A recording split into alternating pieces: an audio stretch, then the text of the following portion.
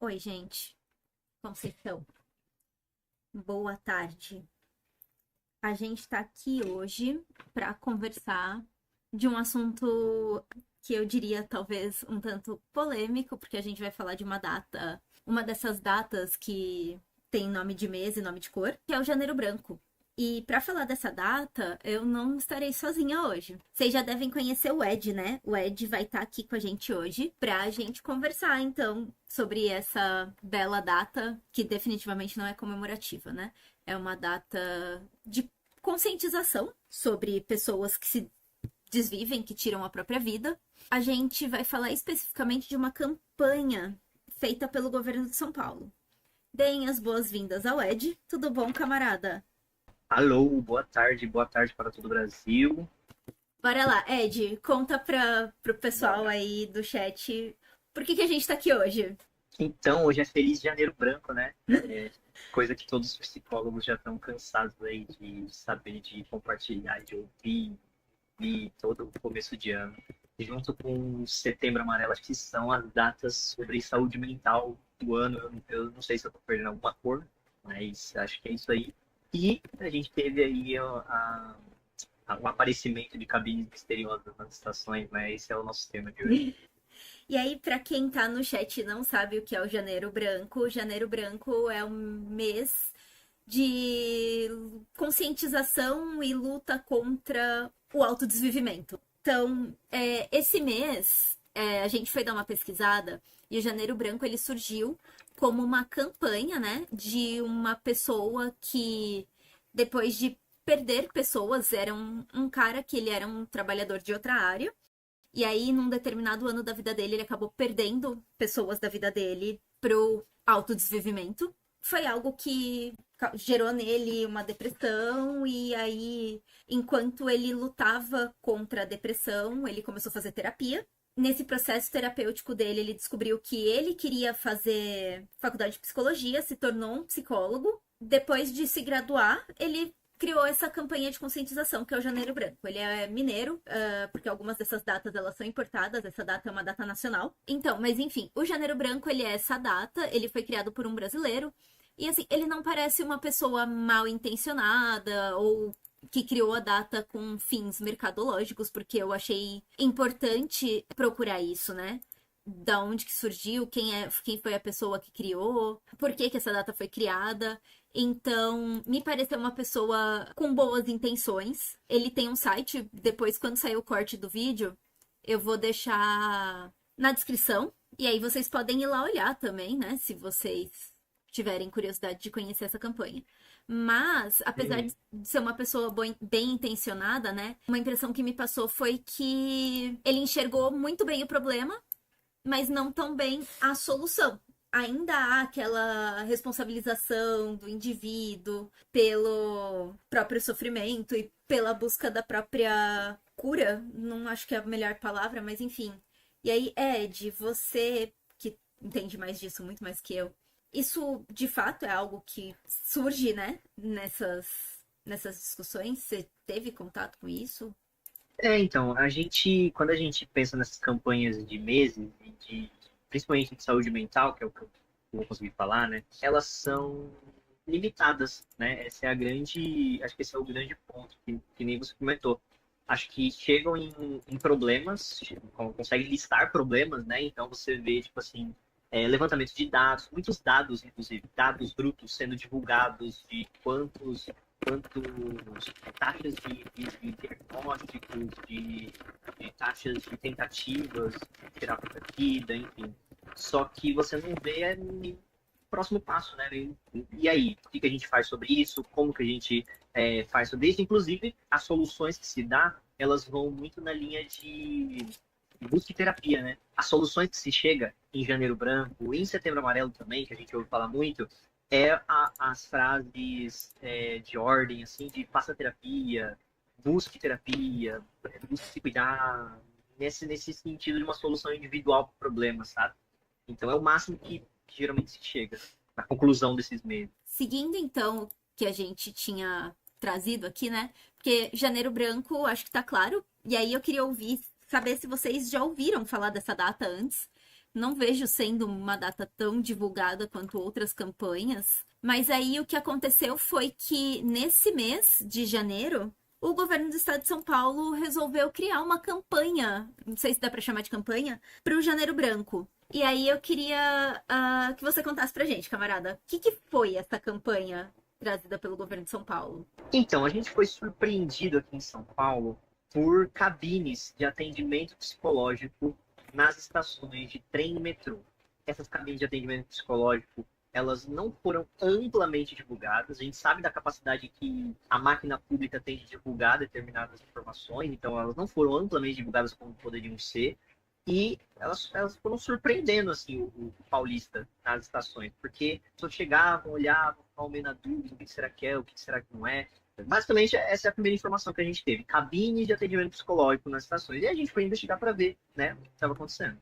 A divulgação dessas cabines, camarada, houve divulgação? Falou-se sobre? Como que foi? De início, é uma coisa muito interessante, porque tudo que a gente encontrou sobre essas cabines foram textos promocionais. Geralmente a gente, uma forma rápida de se comunicar, a gente compra banners, a gente usa as redes sociais, quando a gente precisa comunicar uma informação, fazer um marketing muito rápido, a gente usa geralmente isso, né? Pensem vocês que uma campanha da qual se queria dar publicidade foi divulgada através de textos, que é uma forma muito esquisita de divulgar alguma coisa, né? Então você encontrava textos no site da Secretaria de Transporte Metropolitano de São Paulo e textos no site da empresa Doutor Consulta, que era quem estava divulgando, enfim, quem estava à frente do projeto das cabines.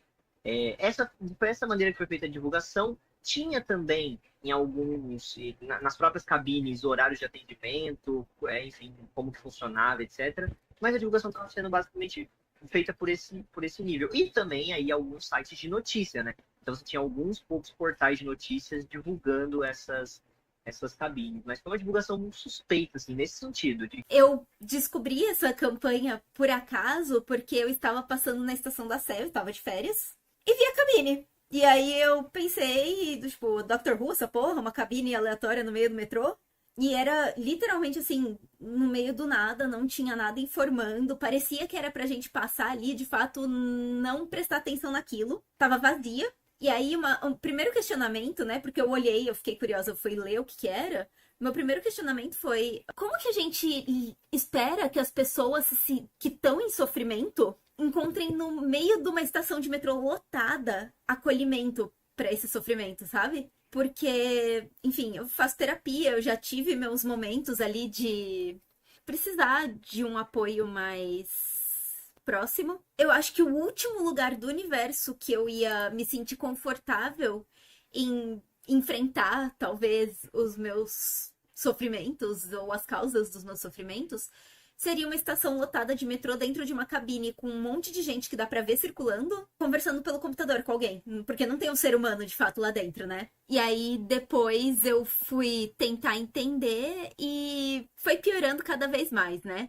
E aí a gente descobriu que o negócio por trás dessas cabines, na verdade, ele era muito mais tenso do que a gente tinha imaginado de princípio. O Ed, ele foi um ótimo investigador e foi atrás de uma cabine, né? Ele foi lá pra ver como era ela funcionando. E aí, camarada, conta pra gente como que foi sua experiência na cabine, por favor. Primeiro, antes de entrar na experiência em si, eu acho engraçado contar que quando a gente teve a ideia de eu ir lá, eu já me senti, né, um mega espião, porque a gente foi lá justamente para dar uma verificada se estava funcionando, como estava funcionando. Só que, gente, foi tão difícil de achar essa cabine, vocês não têm ideia.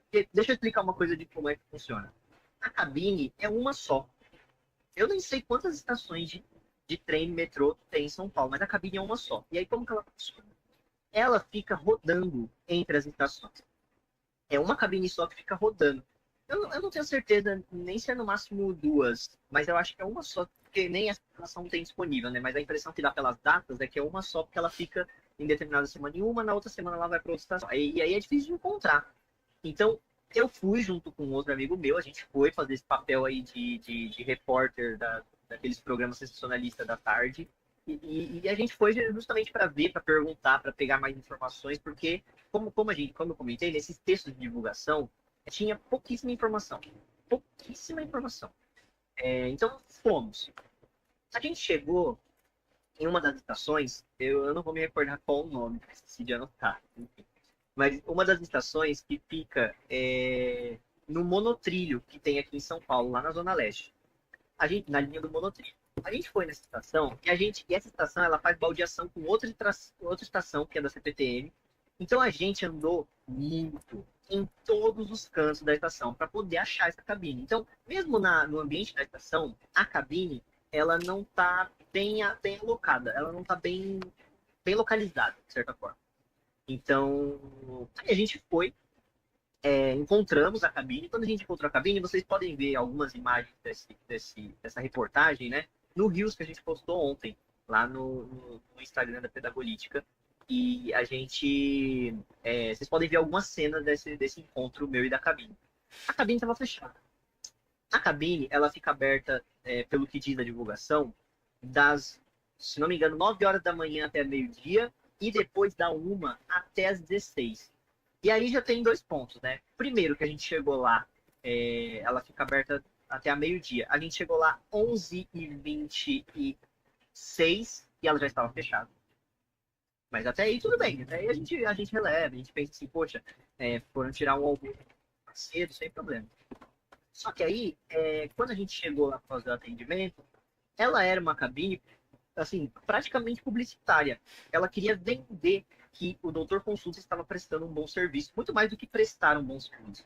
Então, quando você chegava lá para encontrar com os funcionários, para conversar com os funcionários tinham sempre a iniciativa, que é óbvio que a gente sabe que é uma iniciativa vinda de cima, né, vinda dos gerentes do projeto, de vender a cabine. Então, de falar como a cabine é boa, como os profissionais são bons, como é tudo incrível, como o Doutor Consulta é uma empresa incrível para fornecer esse atendimento gratuito à população. Então, tinha uma questão ali um pouco publicitária. Então, eu já desconfiei daí. E aí, eu perguntei lá com umas profissionais, eu cheguei a conversar com uma psicóloga online para fazer perguntas para ela, para perguntar qual que eram as condições de projeto, etc. Mas tanto em conversar com essa psicóloga, quanto conversando com a outra profissional, que também era do doutor consulta, que cuidava meio externamente ali da cabine, nenhuma das duas ou sabia ou quis nos dar algumas informações mais técnicas. Então, informações como condições de trabalho dos profissionais, forma de produção, qual o escopo do trabalho, qual o escopo teórico, qual é o critério ali da seleção de profissionais. Nada disso tinha disponível.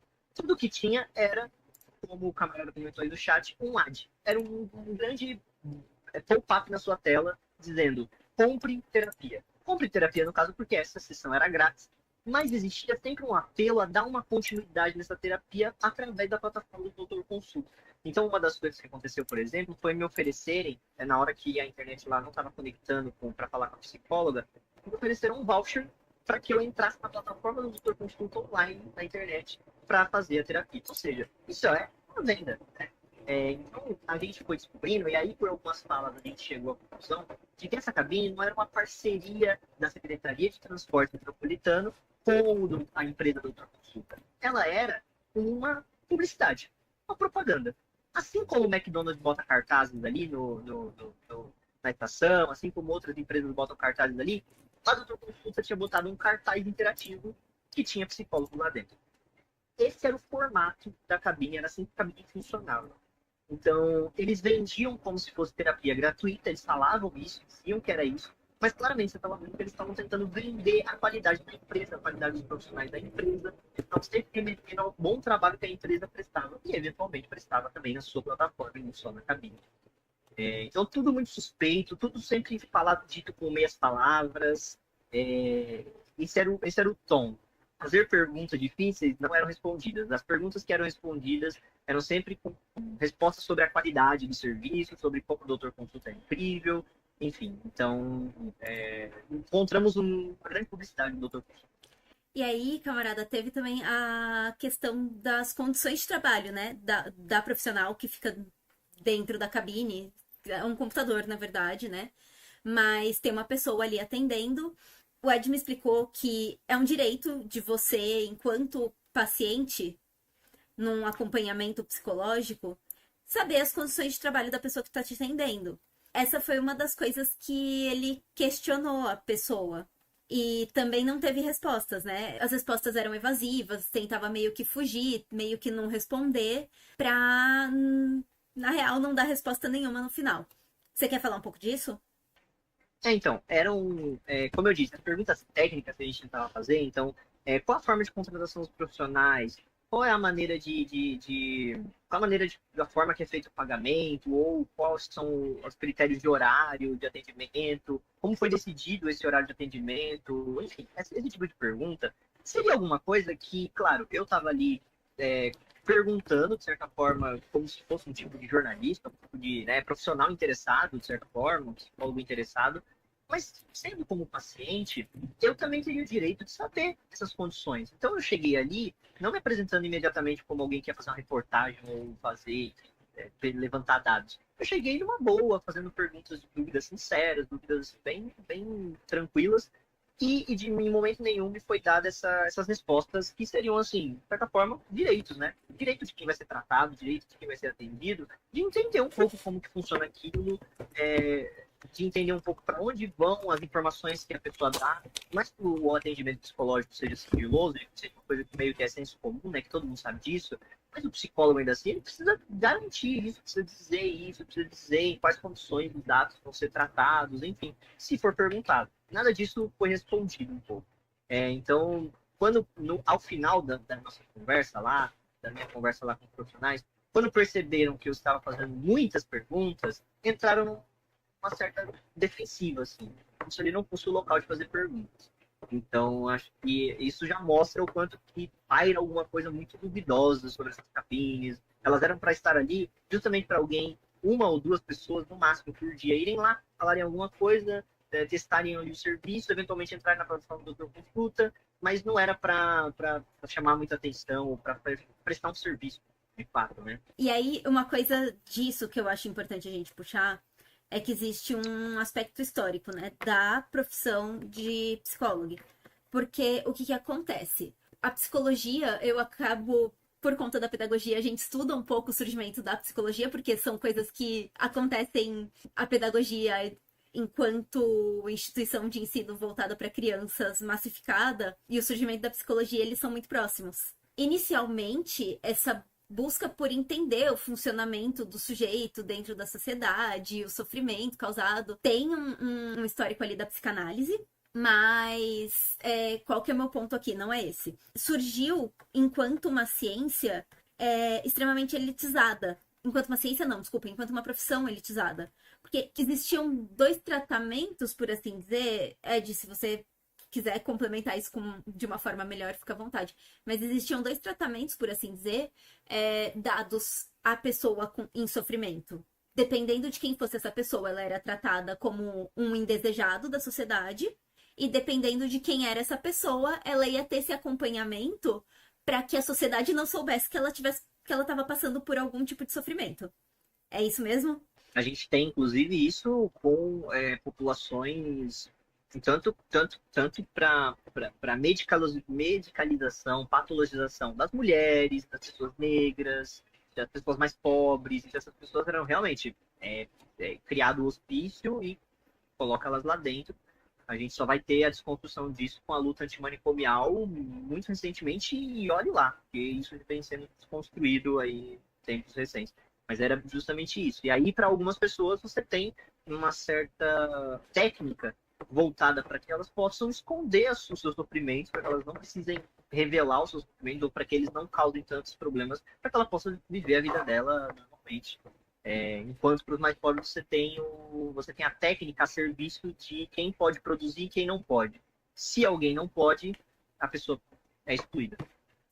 O camarada Vitor Braga falou no chat que ele é psicólogo e já teve a oportunidade de trabalhar de plantão no Doutor Consulta. E aí ele diz que acha que simplesmente chegaram nos psicólogos que fazem plantão e falaram: agora vocês vão atender pessoas do metrô além de gente com convênio Doutor Consulta. Muito provável que, eu imagino, eu sou CLT, então eu tenho convênio, e o meu convênio implementou esse atendimento online, né? E assim, funciona de um jeito que é assustador se você for pensar que aquilo é para suprir uma demanda de saúde mental. Você entra numa lista de espera, quase como se fosse um saque da Vivo, sei lá, e aí vai contando: tem 8 pessoas na sua frente, 7 pessoas na sua frente, até que chega a sua vez.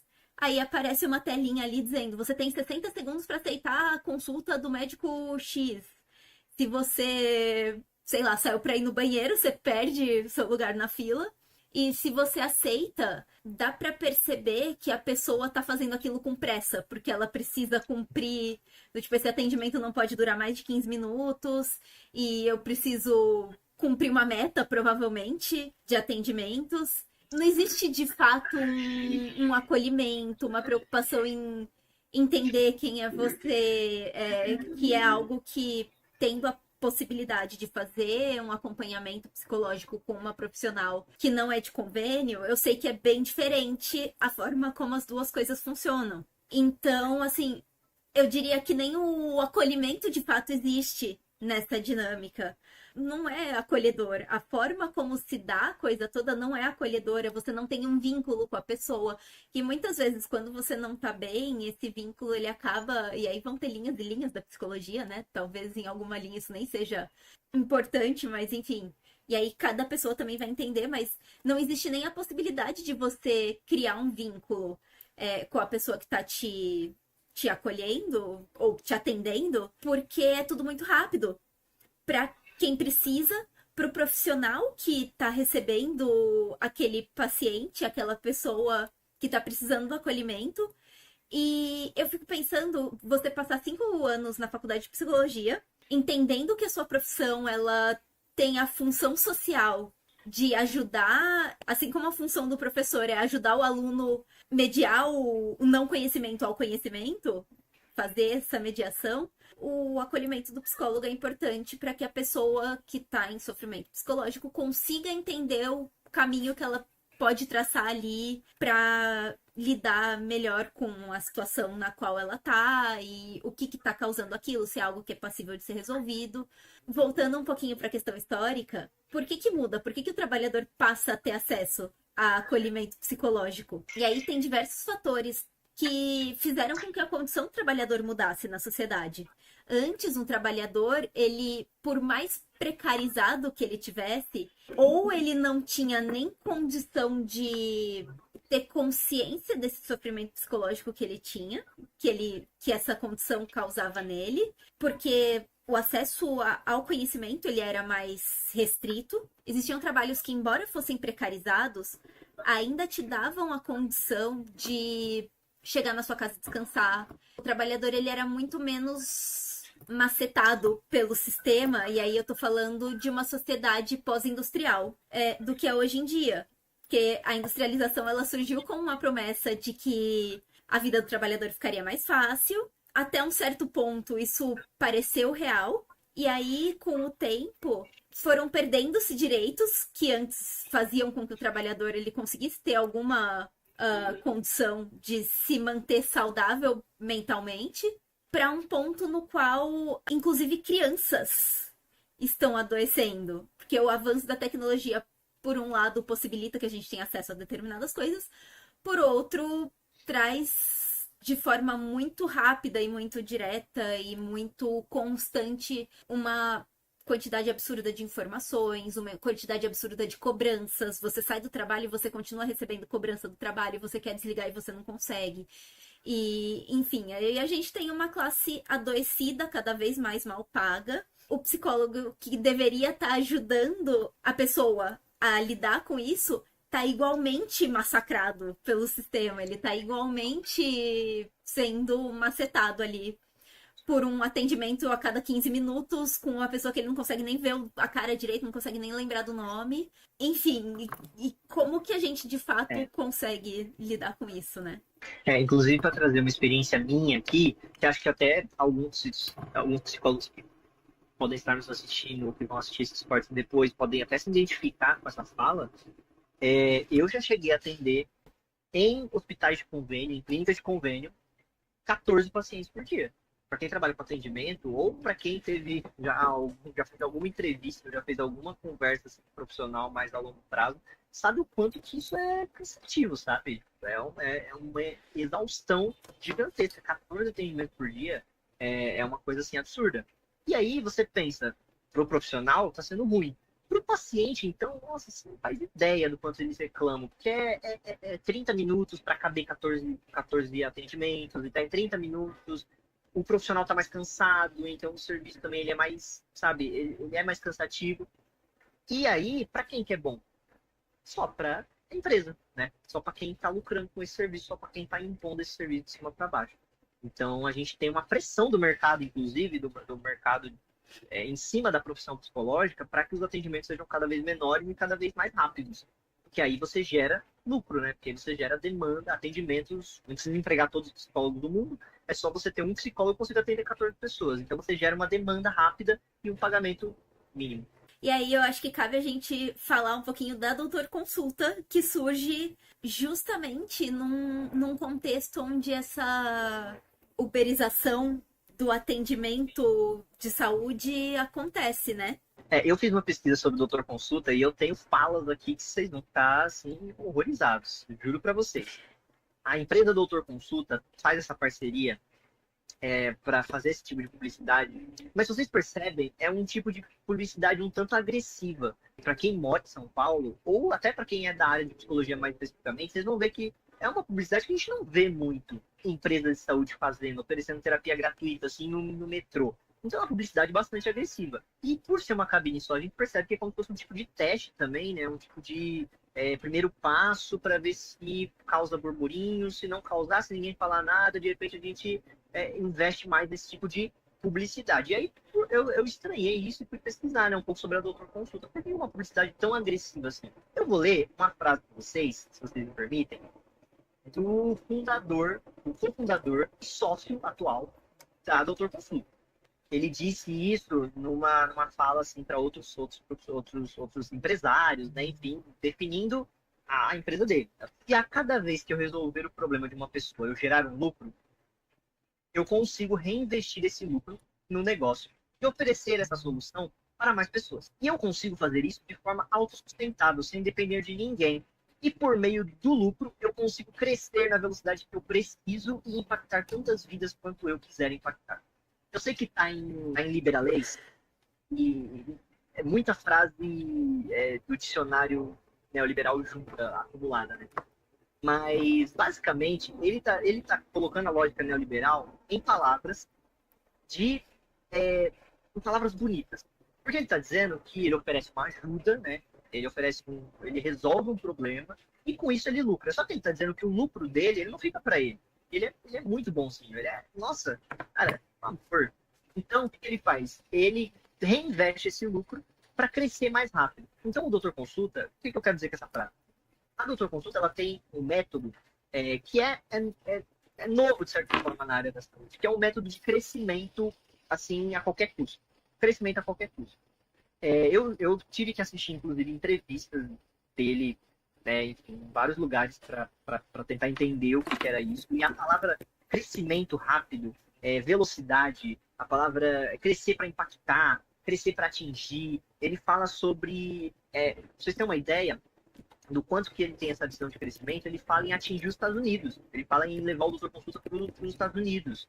Ele fala em levar o consulta para todo o Brasil e a meta dele para todo o Brasil era 2022. E que acho que não acredito que não deu por causa da pandemia, que a entrevista que eu vi foi antes da pandemia. A meta dele é crescimento a qualquer custo. E aí eu vou ler para vocês um outro trecho que é justamente de um artigo meio promocional do Doutor Consulta, que explica como que são geradas as receitas por meio do atendimento médico.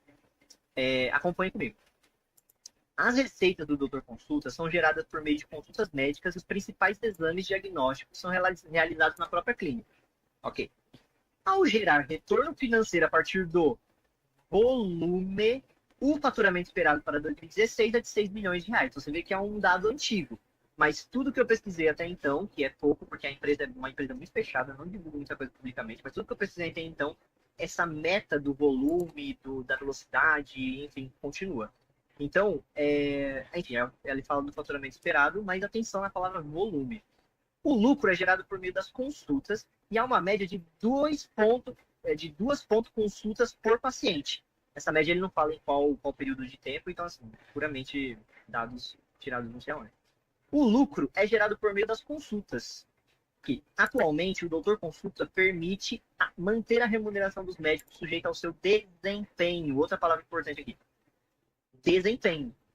Tem volume e tem que ter remuneração de acordo com o desempenho. Hoje em dia, em 2016, talvez essa palavra nem existia ou nem era tão comum. Mas hoje em dia a gente conhece isso como pejotização. O pagamento feito só pela medida de horas, só pela medida do desempenho. E aí vem a parte mais, assim, né? Não sei como eles conseguiram colocar isso no texto. Um texto promocional ainda.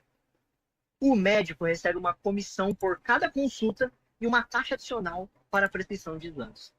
Eles têm um mecanismo da saúde onde eles conseguem cobrar um valor pequeno, porque esse é o mote do Doutor Consulta também, é crescimento rápido, justamente porque eles cobram um valor muito diferente dos planos de saúde normais. E aí, eles, por ter um valor pequeno, eles ganham no volume, então você vê que tem, tipo assim, muita gente usando, ou pelo menos eles pretendem que tenha. Tendo volume, eles pegam no pé do desempenho do médico para que esse médico atenda mais. Tem outro trecho aqui que eu vou entrar daqui a pouco, acho que a gente vai falar sobre isso, mas é uma coisa que eu acho também importante falar, que é a parte de dados. Tem uma parte onde ele diz que existe toda uma plataforma de TI, uma plataforma que cuida dos prontuários, para que o médico saiba quais perguntas fazer para o paciente, porque aí ele poupa tempo. Você percebe que isso é justamente o desempenho do médico sendo levado ao extremo, justamente para você diminuir o tempo. E quando você diminui o tempo, você aumenta a taxa de lucro. Você aumenta isso que o doutor consulta busca, que é esse crescimento acelerado. E aí, outra coisa, outro detalhe, que eu acho importante também. Eles próprios mostram como dentro da própria empresa existe esse bônus por encaminhamento de exame. Bônus por encaminhamento de exame, e se o paciente não precisar de exame? Porque ele é encaminhado mesmo assim? Porque ele vai ter que pagar o exame? Então você vê como, quando a gente diz que saúde não é mercadoria, que inclusive está aqui escrito aqui em cima, que a Pedago colocou, que educação não é mercadoria. Saúde também não é mercadoria por causa disso, porque você cria uma lógica de inventar demanda, de criar demanda. E de crescer desaceleradamente. Então, se cresce desaceleradamente saúde sem produzir doença. Então, o esquema da empresa fica um pouco nesse ritmo, assim, no ritmo acelerado de crescimento. E, enfim, vocês estão vendo que eu não estou dizendo nada de absurdo aqui, eu estou dizendo coisas que eles mesmos colocam no site deles, nos artigos promocionais da empresa. Essa é a lógica da empresa, crescimento acelerado, taxas de lucro altíssimas, e aí o resto eu nem preciso dizer, né? Porque você já sabe o que essas coisas significam. E eu acho válido só pra, caso ainda não tenha ficado claro pra alguém, o que a gente tá falando aqui é que o cara quer que a pessoa que está fudida de dinheiro, fudida de trampo, que não tem um convênio, porque não tem mais CLT, porque tá todo mundo sendo pejotizada, quando ela precisa de atendimento médico, ela não vai ter acesso ao SUS. Porque o SUS também está sendo precarizado, porque eles querem privatizar tudo, e eles querem privatizar tudo para que empresas como a Doutor Consulta, a Unimed, foda-se, consigam lucrar em cima da nossa saúde. Ele vai lá, ele paga um valor que é abaixo do mercado para ter acesso a algo que ele precisa, porque ele está adoecido, e ele está adoecido por causa desse sistema que funciona dessa forma. Então, o sistema, que é quem adoece o trabalhador, é o mesmo sistema que vai fazer com que o trabalhador gaste mais dinheiro com um exame que talvez ele não precise. Talvez a solução para o problema de saúde dele fosse ter acesso a comida decente, tempo para cozinhar, conseguir fazer exercício físico, porque também é outra coisa que vendem pra gente, do tipo, é importante você fazer exercício físico. Quem que tem tempo para isso? Quem que consegue comer saudável, fazer exercício e meditar? Ninguém. Porque tá todo mundo passando 4 horas por dia no transporte público. E aí tem a promessa de que vai conseguir fazer terapia numa cabine no meio da estação da Sé. E as coisas, elas estão tão relacionadas e ao mesmo tempo a gente fica assim do tipo, caralho, como que as pessoas não veem isso? E as pessoas não veem isso exatamente porque elas estão adoecidas com esse sistema. E tipo, às vezes a coisa tá na sua frente, mas você tá tão cansado que você nem enxerga. E a gente brinca, a gente fala ironicamente, poxa, mas para que o trabalhador quer diminuir a escala 6x1? Gente, é só você malhar enquanto você está no trem indo para sua casa, é só você ler um livro e fazer uma pós-graduação enquanto você está almoçando e jantando, e é só você fazer atendimento psicológico enquanto você está no metrô, né? Então você vê que a gente zoa, parece uma zoeira, parece uma ironia, mas é uma ironia que está sendo aplicada. É um tipo de cinismo de você botar uma cabine de atendimento psicológico no metrô, que é quase você dizer assim, olha, você não vai ter tempo de fazer atendimento psicológico, então faz aqui, na estação. E pior, que é o que a gente falou do horário. A gente fala isso no Rio que a gente postou ontem.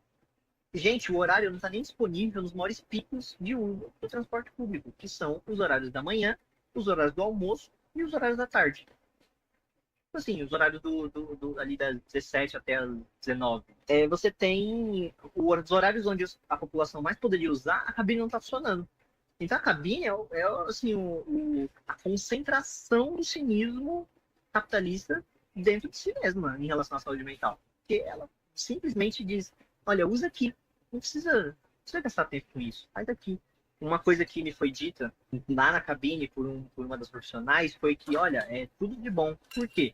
Porque você tem um mês de terapia gratuita. Você faz uma semana aqui nessa estação, depois você vai lá na outra, que vai estar a cabine lá, depois você vai lá na outra, aí em janeiro você tem o mês todo de atendimento gratuito. A Jaciana mandou no chat que ela precisava de atendimento, foi ver pelo plano e foi horrível porque não teve nem 20 minutos de atendimento. E na consulta pelo plano tinha uma ficha que ela perguntava algumas coisas. E depois a consulta terminou. Então, é isso que você falou, que eles têm o protocolo lá de como atender na consulta para fazer os encaminhamentos. E às vezes é isso, segue o protocolo, acabou o tempo do protocolo e você nem falou por que você estava ali. Você não teve a oportunidade de falar por que você estava ali. Uhum. E aí vão te passar um exame que às vezes você não precisa para você gastar mais dinheiro com o serviço deles, dar mais lucro para eles. E isso me lembrou uma coisa que foi muito curiosa, não tem exatamente a ver com essa questão do doutor consulta. Uma amiga pessoal minha mandou um print do LinkedIn de uma vaga de trabalho que era da área dela, que eu não vou falar qual é, de uma grande empresa, tá? Multinacional gigantesca, pra ser um trabalhador que vai bater ponto ali, enfim, né? Já começava falando de resiliência, né? As pessoas que participaram da conversa concluíram que era aceitar assédio moral quieto.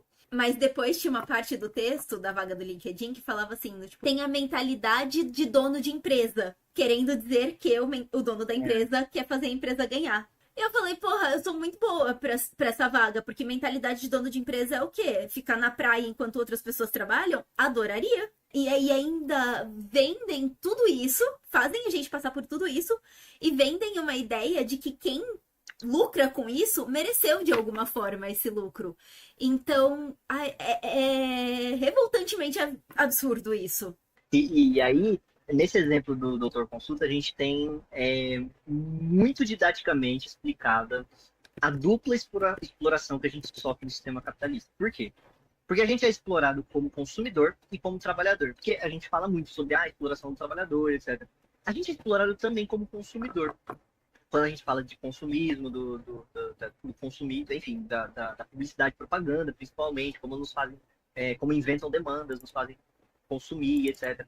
Mas você percebe que você, mesmo nos seus momentos de sofrimento mais íntimo, onde você merecia uma atenção e um cuidado profissional, você é lido como consumidor. Tem entrevistas dos fundadores e dos cofundadores da Doutor Consulta.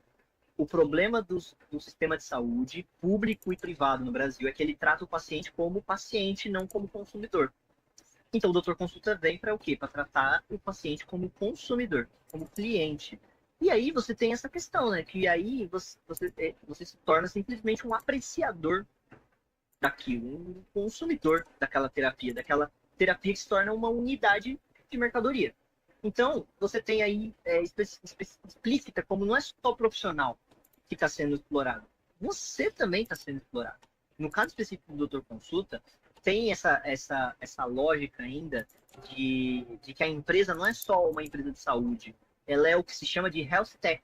Ela se define como uma health tech, que é justamente uma empresa que alia saúde e tecnologia. Então, por exemplo, uma das coisas que não dá para você fazer terapia na cabine sem são os seus dados.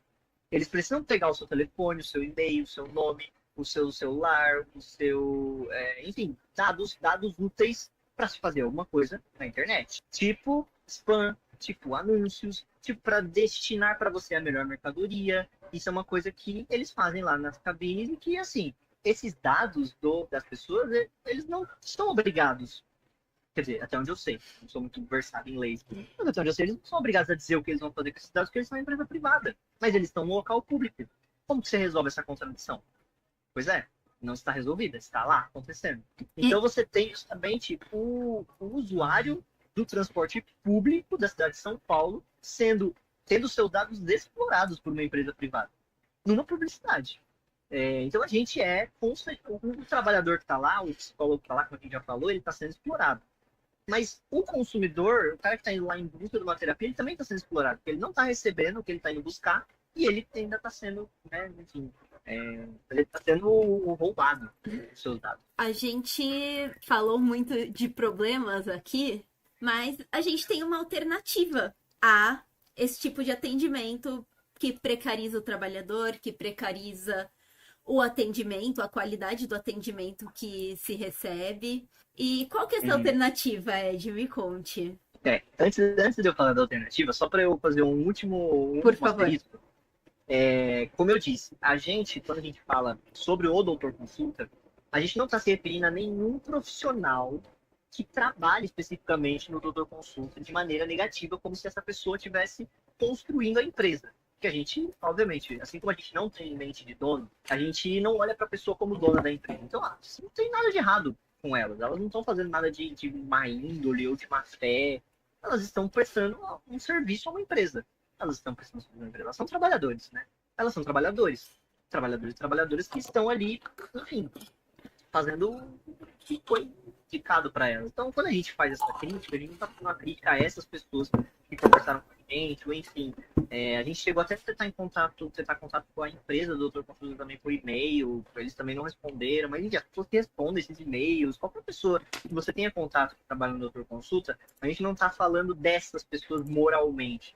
A gente está falando da lógica que o Doutor Consulta está inserido e, de certa forma, promove também, né? E aí, o que é contra essa lógica? A gente tem, como alternativa, o SAMECA, o Saúde Mental Camarada, que é a Frente de Massa Soberana, que organiza profissionais da saúde. Eu já posso dizer profissionais da saúde no geral, porque a gente já tem maneiras de pensar a organização de outros profissionais de saúde, como médicos, psiquiatras, nutricionistas, mas principalmente de psicólogos. Como a gente disse, Saúde Mental Camarada começou como uma frente de massa que organiza psicólogos profissionais da saúde mental. E aí a gente tem uma lógica completamente diferente. Se tiver algum psicólogo que está me ouvindo, que participa do SAMECA, ou que já ouviu falar, vai concordar que você tem o oposto do que é feito em empresas, em planos de saúde, como o Doutor Consulta. Porque você tem justamente a lógica da mercadoria invertida no máximo que a gente pode, porque obviamente a gente já está inserido aí, enfim, no sistema capitalista, mas ao máximo que a gente pode para uma lógica coletiva, para uma lógica de prestação de serviço de qualidade, uma lógica de prestação de serviço de qualidade a um custo acessível, de certa forma, a acessibilidade, a democratização da saúde mental, de certa forma, no sentido real, e não no sentido que empresas como o Doutor Consulta propõem, porque dizem que democratizam, porque oferecem valores baixos, mas ao mesmo tempo remuneram também profissionais em valores baixos, impõem cargas muito pesadas de trabalho também nas costas dos profissionais de saúde que atendem lá. O SAMECA trabalha justamente com o oposto, com a organização coletiva suprindo essas demandas do que é necessário de ser atendido, dos valores sociais também. Então o SAMECA tem vários mecanismos financeiros para tentar dar conta desses atendimentos que são mais populares, mais acessíveis e de outros atendimentos de quem pode pagar mais também. Os profissionais recebem por esses atendimentos de maneira acessível, podem negociar com seus pacientes e a gente tem um projeto onde é oferecido supervisão, é oferecido rodas de conversa, é oferecida formação para que esses profissionais deem atendimento de qualidade e não atendimento às pressas, enfim, feito de maneira desordenada, que tem um crescimento desordenado. Uma coisa, por exemplo, que acontece com o Sameca é aberturas graduais de vagas para que psicólogos possam entrar. Por que isso? Porque nós não queremos crescer desordenadamente, por exemplo. Então você percebe como sair, ou pelo menos tentar sair da lógica neoliberal e construir uma outra coisa, um outro mundo possível, uma outra forma de organização possível, muda radicalmente como os profissionais se sentem e como os pacientes se sentem. A gente vê no Sameca profissionais satisfeitos, que não significa que zeram os problemas dele. Mas você tem nos próprios Sameca maneira de acolher esses problemas, de dar caminhos para esses problemas. Você tem o profissional realizado na coletividade e não numa meritocracia individual. E você tem o paciente também realizado, o paciente também sendo atendido, sendo cuidado, não como fonte de dados para a gente mandar mais propagandas e para ele fazer terapias rápidas que a gente, e para ele sempre precisar de mais terapia, mas como um ser humano, que também está, de certa forma, construindo e sendo construído nessa coletividade. Então, o Sameca é justamente a construção oposta a isso que a gente vê no Doutor Consulta, que a gente vê assim na área da saúde pública, da saúde privada no Brasil, no geral. A saúde pública, infelizmente, também está entrando por esse caminho, justamente porque a gente tem um desmonte do SUS, uma venda do SUS para as OS, que são as organizações sociais que, enfim, implementam a lógica neoliberal da saúde no SUS também. Então, a gente está vendo tudo nesse mundo capitalista indo por esse caminho de precarização. E a gente está vendo o Sameca tentando construir uma coisa diferente. O Sameca é justamente a solução que está sendo construída. E ainda está sendo construída. Não é uma solução definitiva. Mas está sendo construída por profissionais de saúde para a área da saúde. Perfeito, camarada. Acho que o Vitor falou que vai mandar o link do Sameca aí no chat do formulário. Muito obrigada, camarada. Só trazendo a perspectiva da Soberana em relação a isso, porque Sameca é um projeto, enfim, né, agora uma associação, uma frente de massa, da qual a gente se orgulha muito, porque a gente sempre teve essa questão enquanto vanguarda de ok, a gente está constantemente, no nosso trabalho de agitação e propaganda, falando da importância das pessoas se organizarem, que é só através da organização que a gente vai chegar na construção de um socialismo de fato, que é o que a gente quer. Até a Fúria veio ouvir aqui a gente falar de Sameca. Beleza, a gente sabe que as pessoas precisam se organizar, mas que ferramentas a gente tem, que condições a gente tem para fazer com que essa organização aconteça. Porque, querendo ou não, a gente se organiza pela internet. A internet, por mais que ela possibilite algumas coisas, ela limita outras. A Sameca, ela foi a primeira construção que a gente teve nesse sentido, de organizar trabalhadores. Porque, para além de, como você falou, todo esse trabalho de oferta de atendimento psicológico e de outras áreas da saúde, tem também o aspecto de organização política, de se entender enquanto classe, de entender que para que essas condições sejam possíveis para mais pessoas, para que elas se tornem o padrão, né? A gente vai precisar mudar a forma como a sociedade se organiza. Foi graças à organização do Sameca que a gente conseguiu, inclusive, colocar em funcionamento, por assim dizer, outras duas frentes de massa, que são o Júri, que é uma frente de juristas, que são juristas camaradas, juristas evolucionários, desculpa, e o CESPEM, que é o Centro Zóia Prestes de Educação Multidisciplinar. Então, a gente, para além de organizar PSIS na Sameca, tem juristas organizados, tem também professores organizados, e com essa mesma premissa de talvez misturar a organização política com um trabalho cooperativo, de colocar o profissional para trabalhar, receber pelo trabalho e ofertar tanto o trabalho a um preço mais justo, quanto o atendimento, ou a aula, ou a consultoria jurídica por pessoas organizadas, por vezes, inclusive para quem já é organizado ou se compreende enquanto uma pessoa de esquerda, da esquerda radical, ter esse acompanhamento de alguém que tem a mesma perspectiva política que você é importante. Porque a gente, por vezes, não vai sentir que é compreendido em toda a completude de qualquer que seja a situação por uma pessoa que não é politizada. Então, o atendimento, quando ele traz essa perspectiva, o atendimento psicológico agora, falando, mas isso vale para educação também, quando ele é ofertado por uma pessoa que tem consciência de classe, ele faz toda a diferença, porque ele tira da gente um peso que talvez em outros contextos a gente carregasse. E por mais que, agora eu vou falar um pouco da minha experiência pessoal, por mais que eu tenha consciência da minha condição dentro do capitalismo, por vezes eu ainda sinto certas culpas que vêm de uma lógica liberal porque eu fui criada nessa lógica. Ano passado eu estava trabalhando, estudando, militando, sendo dona de casa, fazendo mil coisas, acompanhando de perto uma pessoa que estava passando por um tratamento de saúde. E às vezes eu chegava na terapia e falava, nossa, não dei conta de tal coisa. Por quê? Porque meu cérebro foi condicionado a funcionar dessa forma de que eu tenho que dar conta de tudo, mesmo que às vezes o tudo seja humanamente impossível. E aí, o fato da minha psicóloga ser uma pessoa também politicamente consciente era muito importante porque às vezes ela me lembrava disso, ela virava para mim e falava: peraí, olha para tudo que tá acontecendo, olha para determinadas condições, olha para sua situação financeira, tem como você fazer isso tudo de fato? E aí, olha o que você tá fazendo para lidar com esses problemas, né? Porque por vezes a organização ela é algo que traz essa perspectiva positiva também pra gente. Eu tô com um problema que me é causado pelo sistema, mas eu tô constantemente envolvida na luta pela superação desse sistema.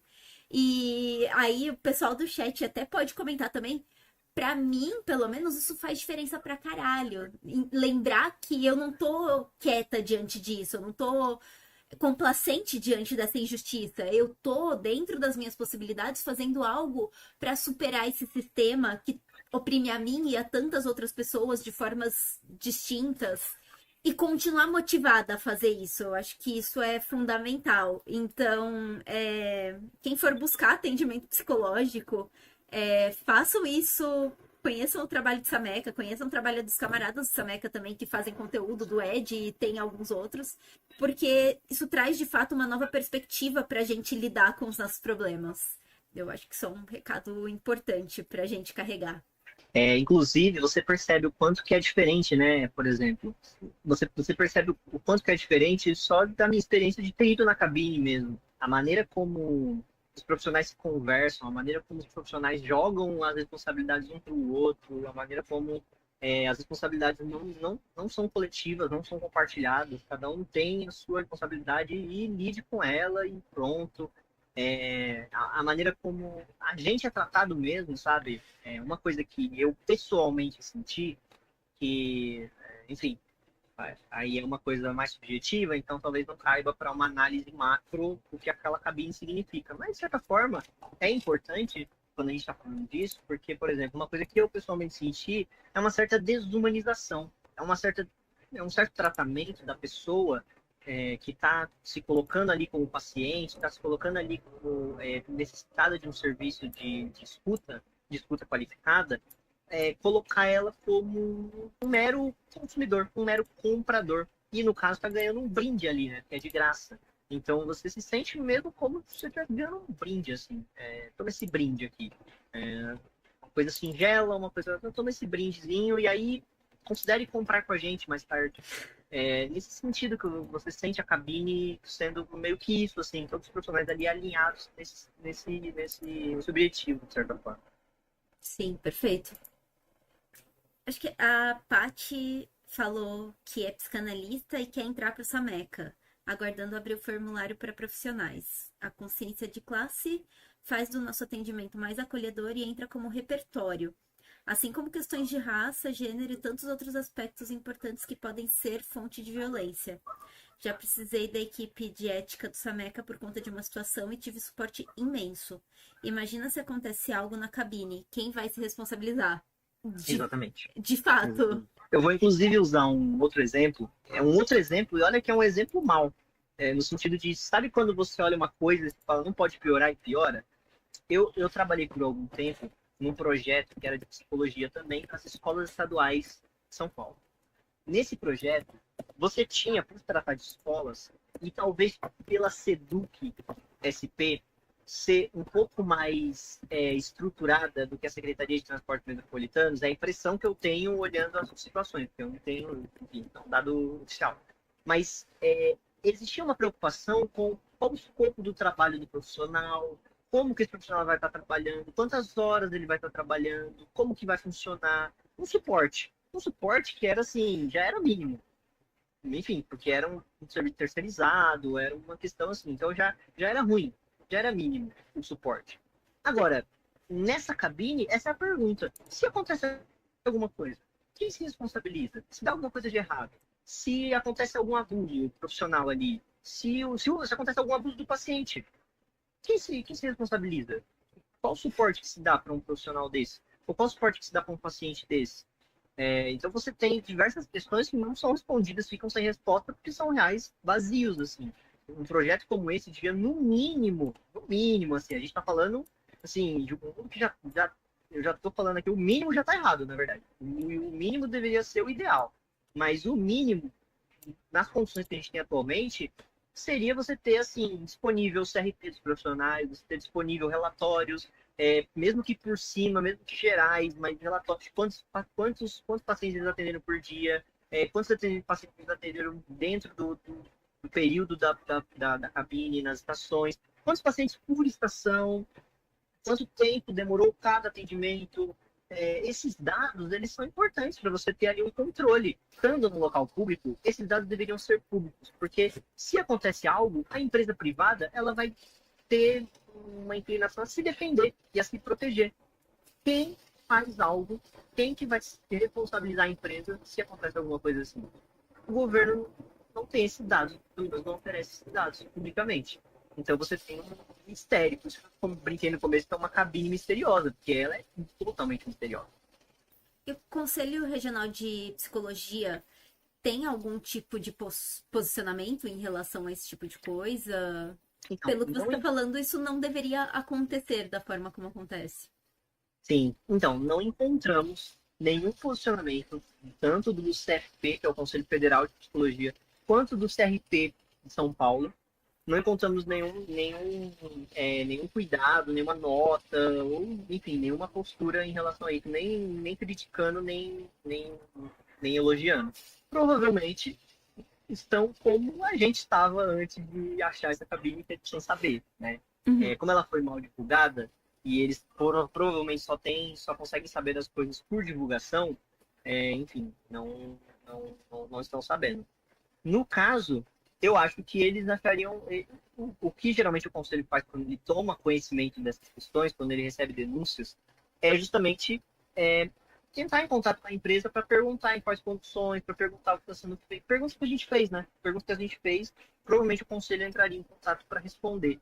Mas também é uma coisa que para você ver os limites da democracia burguesa. É uma coisa que o conselho ele é o órgão oficial que rege a atuação dos profissionais. E eu já vi muitas vezes ele não ter poder para cobrar a empresa de responder. A empresa simplesmente ignora ou responde genericamente e fica por isso mesmo. Infelizmente, a gente tem essa limitação. Eu acho que temos, então, uma denúncia do que está acontecendo aqui em São Paulo, né? Lembrando que a gente começou lá no comecinho da live falando que essa ação ela surgiu como uma ação do Janeiro Branco, que é o mês de prevenção ao encerramento da própria vida.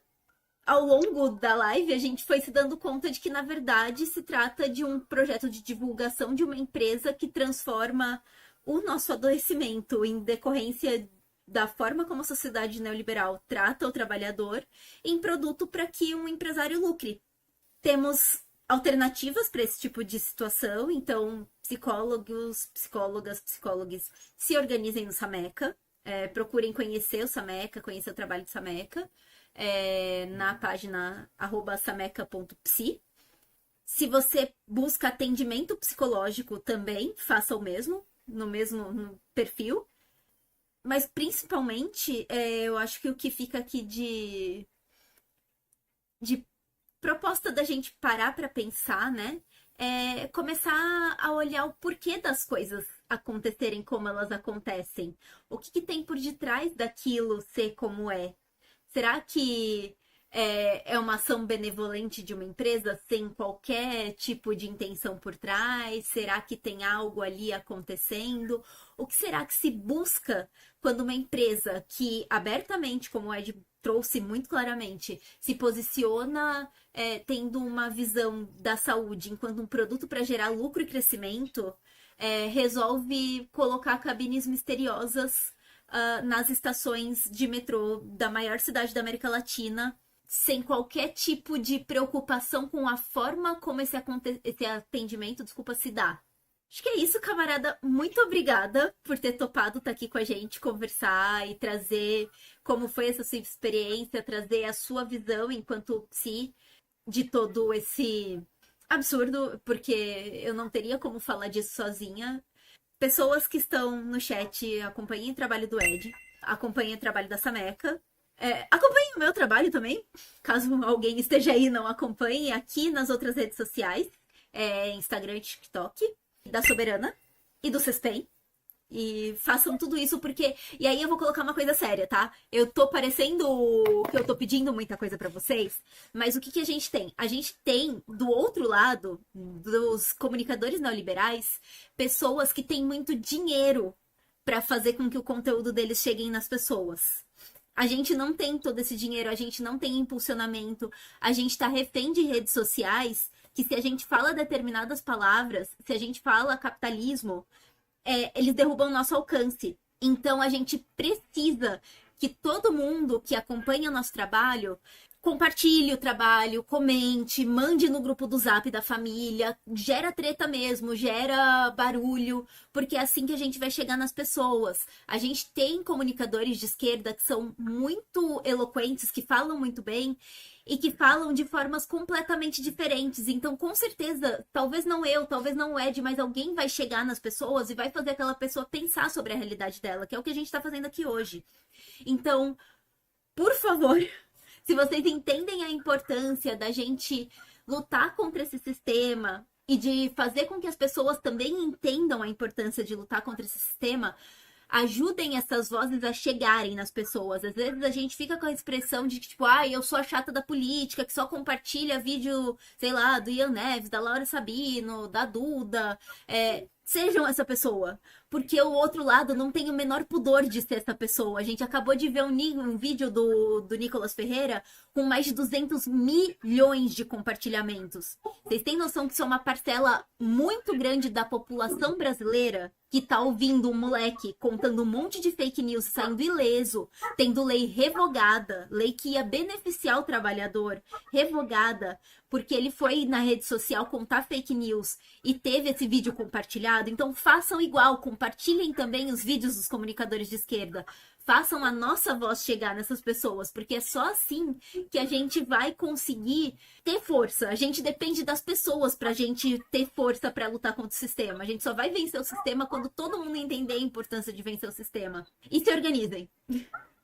Acho que é isso. Principalmente, se organizem. Camarada, muito obrigada. Manda seu agradecimento aí, Ed. Eu que agradeço, Pedagolítica, ao espaço para a gente conversar, todo esse caso de investigação misteriosa e policial que a gente fez em relação às cabines.